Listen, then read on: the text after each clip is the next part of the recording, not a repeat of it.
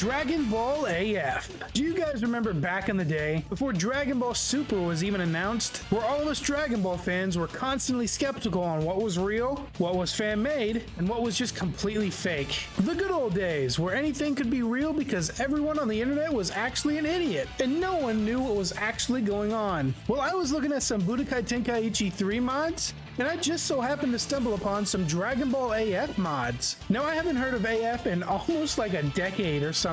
I ran to search Dragon Ball AF immediately as soon as I found those mods. And as soon as I saw this legendary image, a ton of childhood memories came flooding back to me. And when I was a kid, I always wanted to know what Dragon Ball AF was. Was it real? Was it something Akira Toriyama actually designed? Because back when GT aired, Old Kai did actually mention something about Super Saiyan 5. And it always stuck with me that it was a little weird we never got to see the design, even though we literally name dropped it in the anime.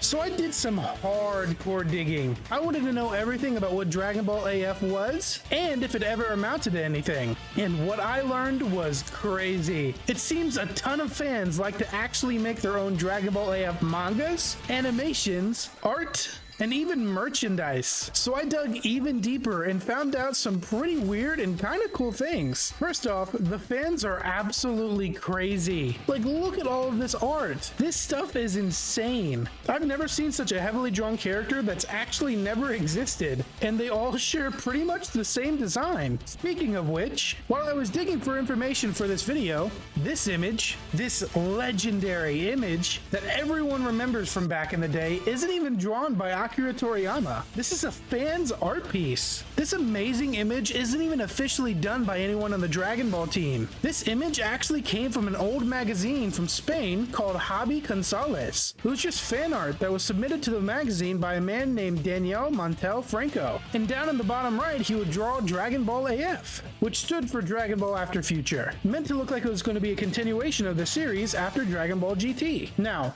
this art is actually drawn by Tablos AF, who to this day, this guy is still doing insane works of art, doing mangas and other stuff. Go check him out on Twitter. This stuff is awesome. I've got to really hand it to some of the fans. These guys really know how to show their love to the Dragon Ball universe. Now, here's a weird thing. This image was actually a big deal back in the day, that Funimation had to actually address this thing during their panels during conventions. And what many people called this image was Super Saiyan 5 Goku. However, this was actually a character called Tablos. Go figure, right? Now, Tablos is known as the definitive creator of Dragon Ball AF because of the art piece I've shown you. However, he's not the only one that's done AF mangas. Far from it. While there are countless fan mangas of Dragon Ball AF, there are two very specific people that I want to really focus on. And this is where it starts to get really crazy. First off, there's my personal favorite, fan manga / artist Young Gigi. Now, as of this recording, I don't know what the heck is going on with his account on Twitter. That's the platform he really likes to use the most, but you can find him on Instagram if you want to as well, or just search his work up on Google. Regardless, you guys have to really check out this man's work. He does tons of Dragon Ball fan stuff that it's insane. It all looks so incredibly good. I can't recommend this guy's work enough. Now, I'm not going to spoil his work on his Dragon Ball AF manga, but just know, in my opinion, it's the best AF manga out there. Ice is the coolest character design that I've seen in a long while, pun intended. Hope one day that I can cover his manga on the channel. Speaking of which, let me know if you guys do want to see that, because I'm super interested in doing it. Now for the main course. The other well-known AF fan manga is created by a guy named Toyble. Sometime in the mid-2000s, this guy Toyble starts making a fan manga and starts uploading it to his blog on a website called Live Door. Now, if this art looks pretty familiar, it's because it's one of the most well-known, non-canon, non-officially done mangas of its time. This manga will be known as the basis of a ton of Dragon Ball AF stuff, also known as the definitive Dragon Ball AF manga. In fact, this manga looks so good, people actually thought this was done by Toriyama himself. And if the art looks even more familiar now that I've said that, that's because Toyble is actually Toyotaro. Now, if that name sounds familiar,